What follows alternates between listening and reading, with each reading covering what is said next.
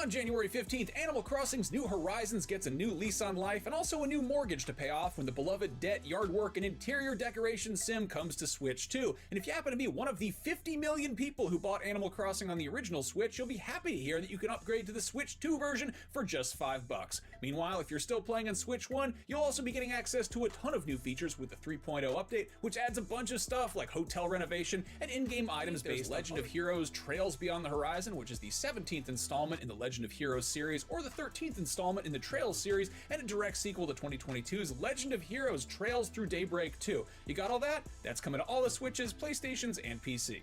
On the 22nd, Final Fantasy VII Remake Intergrade comes to Nintendo Switch 2 and Xbox Series, as well as Xbox on PC. This includes the base game with all the visual and technical improvements that it got when it was ported from PS4 to PS5, as well as a whole side story that follows Yuffie, and the latest release will add a new streamlined mode that maxes out all of your party's stats and has attacks do 9,999 damage just so you can blow through the story without anybody giving you a hard time. Not quite a JRPG, but definitely JRPG adjacent, Dynasty Warriors Origins also hit Switch 2 that day alongside the Visions of Four Heroes DLC expansion, which also comes to the other platforms that game is already on. On January 26th, Highguard drops, which is the new PvP raid game from a bunch of ex-Respawn devs who worked on Titanfall and Apex Legends. You can definitely see some similar DNA, but it's going a very different direction, and instead of a bunch of wall-running dudes and Neil Blomkamp-looking mechs, it's got some fantasy flair, so if you ever wanted to bear arms while riding a bear, go nuts. That's free to play on PC, PS5, and Xbox Series. Finally rounding out January's JRPGs, on the 28th there's The Seven Deadly Sins Origins, an open-world RPG based on the hit anime series for PS5, PC, and mobile, and then on the 30th there's Code Vein 2, the sequel to Bandai Namco's 2019 vampire anime Souls-like, which is on PS5, Xbox Series, and PC. At some point in January, 2XKO will hit PS5 and Xbox Series, which is Riot Games' 2v2 fighting game featuring a roster of characters from League of Legends that's been in early access on PC since October.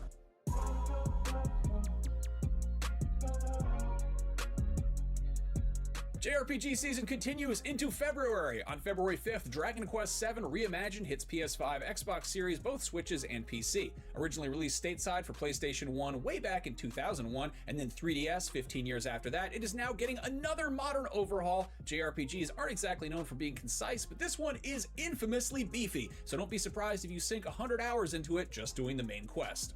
If you'd like to play another overhauled version of a turn-of-the-century classic renowned for its role-playing systems, the original Deus Ex gets a nice shiny coat of modern paint courtesy of Aspyr, who most recently gave us remasters of the first two Tomb Raider trilogies. That one is on PS5, Xbox Series, Switch, and PC. If you'd rather just make a bunch of colorful characters hit each other in the face, My Hero Academia All's Justice is a 3v3 arena fighter featuring several dozen characters from the beloved anime series. That is on PS5, Xbox Series, and PC on February 6th. Still on the 6th is Neo 3, the third installment in Team Ninja's Tough as Balls Souls-like series, is actually its first true sequel, as Neo 2 took place before the events of the first game, which probably has no bearing whatsoever on the moment-to-moment combat that is the main selling point here. That's on PS5 and PC. On February 11th, Romeo is a Dead Man is the latest wackadoo action game from Suda51 and the fine folks at Grasshopper Manufacture who gave us such cult classics as Killer 7 and No More Heroes. This latest one looks to be as stylish, absurd, and over the top as we've come to expect. That's on PS5, Xbox Series, 12th, Yakuza Kiwami 3 and Dark Ties hits everything but Xbox One. Yakuza 3 originally came out for the PS3 back in 2009, and though it was included with the remastered collection that came out in 2019, that version of Yakuza 3 didn't get any major graphical or gameplay improvements. Kiwami 3, on the other hand, is a full modern overhaul, so this should play as great as it looks, and the Dark Ties expansion is a whole new side story in case the regular base story of Kiryu managing an orphanage and beating a bunch of dudes' asses while he's wearing a Hawaiian shirt isn't a cool enough story on its own. Still that day on Switch 2 is Mario Tennis Fever, which might sound like a fun casual sports game, but it's also a very serious medical condition that can be deadly if not treated immediately. If you develop symptoms of Mario Tennis Fever while playing this game, please consult a Dr. Mario immediately. 13th, we're getting High on Life 2, the follow-up to the excellent 2022 first-person Metroidvania. In between the first game, it's High on Knife DLC, and now this. I gotta give the team at Squanch Games credit for shipping 2.5 Metroid Prime likes in half the time it took Retro to get Metroid Prime 4 out the door. Also, High on Life 2 is the only way you can legally purchase the classic 1991 Wisdom Tree platformer Bible Adventures for current con. On the 24th, Tides of Tomorrow hits PS5, Xbox Series, and PC, which is set in a vibrant post-apocalyptic ocean world that is riddled with microplastics, and where the choices made by other players in their game will affect how the narrative in yours unfolds. On February 27th, Resident Evil Requiem, or the 9th mainline entry if you're keeping count, hits Xbox Series, PS5, PC, and Switch too. I am fairly late to the Resident Evil party, but as somebody who liked 7, loved 8, and adored the remakes, I'm fairly lukewarm on what I've seen of this new one so far, but I'm also willing to give it a shot since the team has been knocking it out of the park with this series lately, and by lately, I mean for the last decade. Oh, also, any Switch 2 owners looking to play catch-up, Resident Evil 7 and 8, aka Biohazard and Village respectively, are also coming to the hybrid handheld that day as well. They got cloud-streamed versions on Switch 1, but this is the first time they will be playable locally on Nintendo hardware, so give them a shot if you haven't.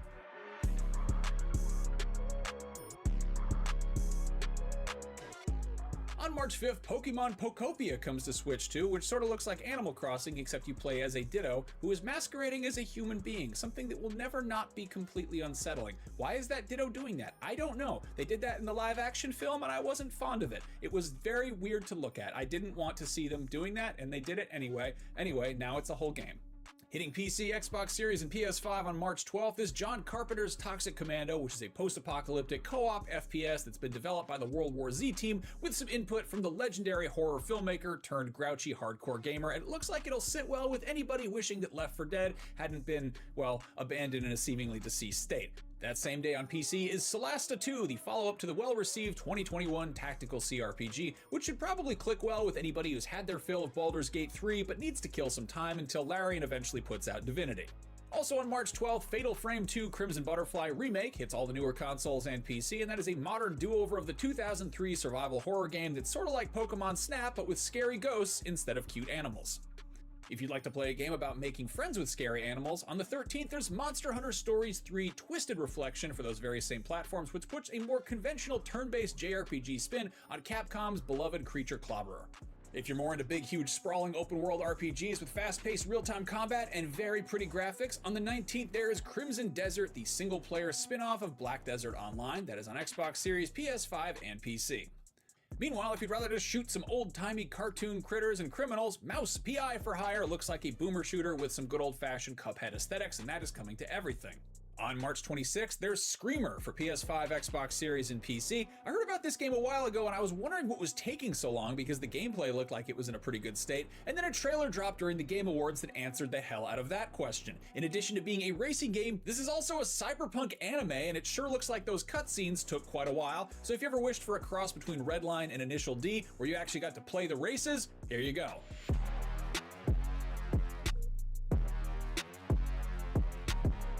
On April 16th, you can delve into Cthulhu, the Cosmic Abyss, a first-person thriller mired in the unthinkable cosmic horrors of the works of H.P. Lovecraft, but set in the future, which should make for a nice, cheerful jaunt. That's on Xbox Series, PS5, and PC.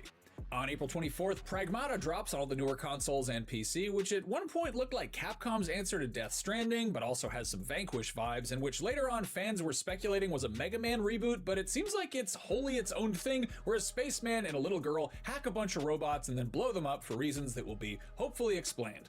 If you want to shoot some different stuff in outer space, on April 30th, the folks who gave us Returnal are back with Saros, a roguelite third-person bullet hell which stars the wonderful Rahul Kohli and takes place in a sci-fi setting that's cribbing from Robert W. Chambers' proto-Lovecraftian classic, The King in Yellow.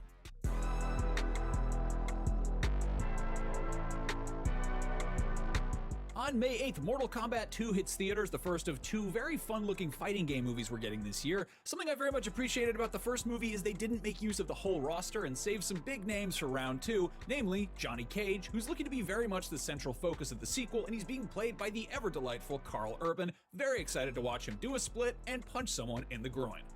We're going to get even more high-speed chases, plus every other kind of action with 007 First Light, a game that I'm trying not to get too excited about, but which I can't not be excited about because it's from the team behind Hitman World of Assassination, which is already basically the best James Bond game to date, except this one is actually based on Ian Fleming's legendary Spy, and it's got Lenny Kravitz in it. That one's coming to all the newer consoles and PC. LEGO Batman Legacy of the Dark Knight is the closest thing we're getting to an Arkham game anytime soon, and while it might not have the massive roster of playable characters as TT Games' previous LEGO titles, it looks to be making up for it with much tighter combat that is on all the newer boxes and also PC on May 29th.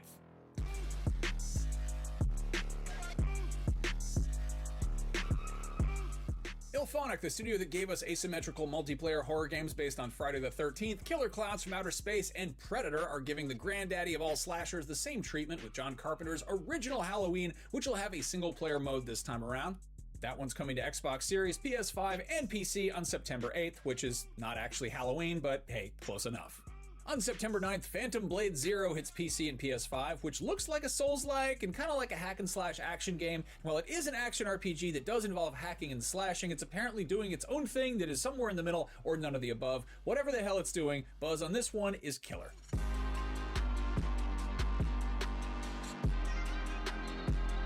Not a game, but obviously worth including, is the newest Street Fighter movie, which looks like an absolute blast. I've been hyping this movie up since the very first casting announcements trickled out. You got 50 Cent playing Balrog, you've got Jason Momoa playing Blanca, and you've got Orville Peck, a man who never takes his mask off, playing Vega, a man who never takes his mask off. It sounds great. It's directed by Kitao Sakurai, who's best known for his work on The Eric Andre Show and the Eric Andre movie Bad Trip, which involves lots of people getting injured in entertaining ways in public places, just like in Street Fighter, and a few cars getting destroyed, just like in Street Fighter. So I think this movie is going to kick ass, and we know they're going to destroy a car, which already just makes it a good Street Fighter movie.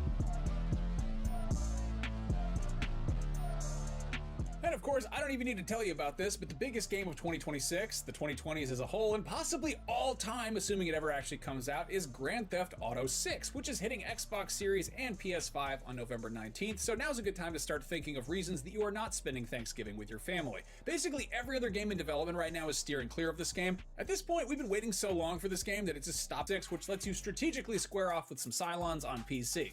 At some point in 2026, Starfield is supposedly coming to PS5, and while Bethesda has dropped a handful of updates post-launch, I feel like players weren't quite over the moon for this one. But who knows, maybe it'll get some more tweaks and find an even busier player base when it comes to PlayStation eventually. Super Meat Boy 3D adds a whole new dimension to Team Meat's beloved indie platformer, and that one is coming to PS5, Xbox Series, and PC. Zero Parades for Dead Spies is the latest offbeat and extremely cerebral CRPG from the developers of Disco Elysium. This is clearly a spiritual successor to Disco, but rather than take cues from detective fiction, Zero Parades is all about the world of espionage, specifically the nerve-wracking, deception-based kind, not the sexy Hollywood kind. That one's coming to PC and PS5. If you want a game that takes place inside books but involves a whole lot less reading, Chronoscript: The Endless End is an exploration-based action-adventure side-scroller, or perhaps more accurately, page-turner. That one's on PS5 and PC as well. Thick as Thieves is a PvPvE stealth game from Warren Spector, who was behind the original Deus Ex, and that one is sneaking onto PS5, Xbox Series, and PC at some point in 2026. If you're sad we haven't gotten a brand new Metal Gear Solid game in well over a decade, you might want to keep an eye on Mudang Two Hearts, which looks like a similar blend of stealth, action, tactical military stuff, and completely over-the-top sci-fi nonsense, and that one is coming to PS5, Xbox Series, and PC as well. If you like sequels, don't worry, they're still making lots of those. If you'd like to go on a power trip, you can be a tyrannical little dictator in Tropico 7, and if you'd rather feel utterly powerless, you can get punched so hard that your soul flies out of your body in Mortal Shell 2. Those are both on the big consoles and PC. Meanwhile, on Switch 2 and PC, you can go dungeon crawling through a whole bunch of bullet hells and enter the Gungeon 2. Onimusha Way of the Sword marks the long-awaited return of Capcom's PS2-era Supernatural Samurai series, and that one's coming to Xbox Series, PS5, and PC. If you want to travel through time and fight some ex-boyfriends, there's Scott Pilgrim EX, the very cleverly titled, long-awaited follow-up to the hit beat-em-up based on Brian Lee O'Malley's beloved Canadian manga and the Edgar Wright films that it inspired. That one's coming to basically everything.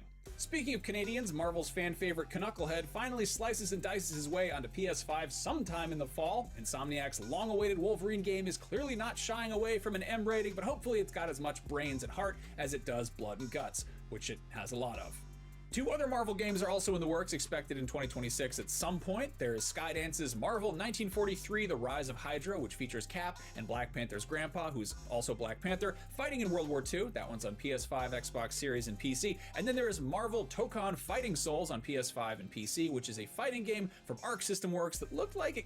Ace Combat 8 Wings of Thieve is the latest entry in the long-running jet pilot sim that is trying to tempt me into playing it with sequences of stuff happening outside of a jet that are so impressively realistic it makes me forget that I don't actually enjoy the parts of these games where you fly the jet. Don't get me wrong, I think jets are the coolest thing ever invented, and I think this game looks gorgeous and probably has very good aerial dogfighting, but aerial dogfighting in video games just never really clicks for me. Can I just play the parts where you eat hamburgers with this guy and drink beer with your friends on the aircraft carrier? It looks incredible. Look at those potatoes. They're so realistic. The jets are also realistic. That one's on PS5, Xbox Series, and PC. Remedy's David Lynchian interconnected universe gets a little bit bigger with Control Resonant, which is the sequel to IGN's 2019 Game of the Year and also connects to Alan Wake 2 and FBC Firebreak apparently, but if you're not keeping track of what's going on, it still looks like it'll be a good time, and if you are keeping track of what's going on, I feel like it'll still be confusing either way. I've always wondered why nobody's made any first-person Souls-like, and the trailer for Decrepit answered that question very loudly because they'd be too f***ing scary. Get this out of here. Too scary. No, awful. No thank you. That one's on PC for now, so if you play on console, you're toast, which is from the folks behind Amnesia and Soma, and it takes place in a hotel where a lot of weird stuff is happening, which is to be expected when the hotel is on. Pause for effect. If you would rather play something nice and cute in space, there is the two-player co-op adventure Orbitals on Switch 2, which looks just gorgeous. Lots of games look like anime, but this one specifically looks like a bubble-era OVA, which is not just a specific aesthetic, but a certain VHS graininess and poppy sound quality as well, and that is such a pretentious delineation, but as a reformed weeaboo whose formative years were filled with badly dubbed Japanimation from manga video, I applaud this attention to detail. They nailed it. Another co-op adventure game coming sometime this year is something that I bet some of you wish I was, and that is Out of Words, which is a stop-motion, handcrafted puppet game. I have this theory that Jeff Keighley really loves puppets, and if you make a game with puppets in it, he's more likely to feature it prominently in one of his shows. Out of Words was one of the two puppet-centric games debuted at Summer Games Fest, the other one being Felt That Boxing, and it showed up again at the Game Awards in between Miss Piggy appearances. I'm telling you, a lot of puppets with that guy. My little Jeffy Poo. Anyway, that one is coming to the new consoles and PC.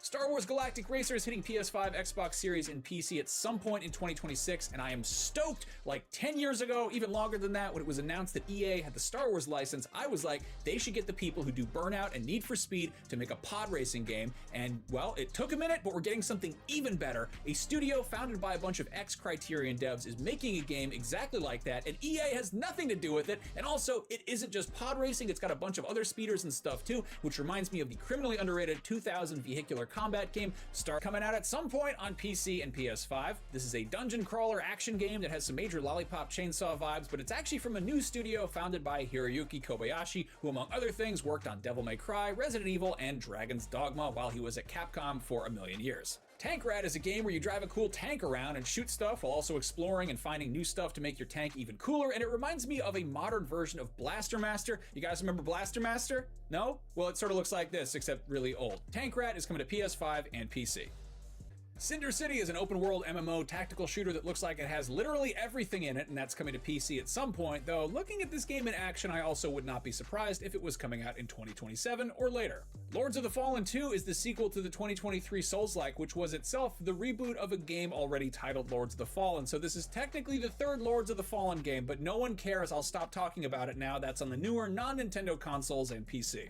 All we've seen of Road Kings is a cinematic trailer where a dude drives his 18-wheeler straight toward a tornado, but that seems like it was enough to get people really hyped. And it's from Saber, the studio that gave us Mud Runner and Snow Runner and the recent Roadcraft, and as a very casual truck game enjoyer, I'm curious to see what their spin on a long-haul trucking sim is like. That one is coming to PC, Xbox Series, and PS5. Warhammer 40k Dawn of War 4 is the first installment in the fan-favorite RTS series in almost a decade, and while it's not from Relic, the studio that gave us the first three games, it is from the team behind another well-received RTS, Iron Harvest. That one is coming to PC for now. Tomodachi Life might not have the same name brand recognition as Animal Crossing, but the original me-centric social game released way back in 2014 was the 11th best-selling 3DS game of all time, so it's kind of a surprise it's taken Nintendo this long to make another one. That one's on Switch. Somebody put The Elder Scrolls 6 on our list of upcoming game releases, and while that'll probably come out someday, I would be shocked if it dropped in 2026. Don't give me hope. However, if you're after a big, pretty fantasy RPG from Xbox Game Studios, Fable seems a lot more likely for a fall release. This one is from Playground Games, the studio that gave us Forza Horizon, and I'm very curious to see how they tackle something completely different. Anyway, speaking of Forza Horizon, the 6th entry is expected sometime in 2026 as well, and though there have been rumblings it might launch in the first half of the year, there's nothing official on that front aside from the fact that it is set in Japan this time around. Fable and Forza Horizon are both hitting Xbox Series and PC, with PS5 versions probably arriving later on if recent Xbox release strategy is anything to go on.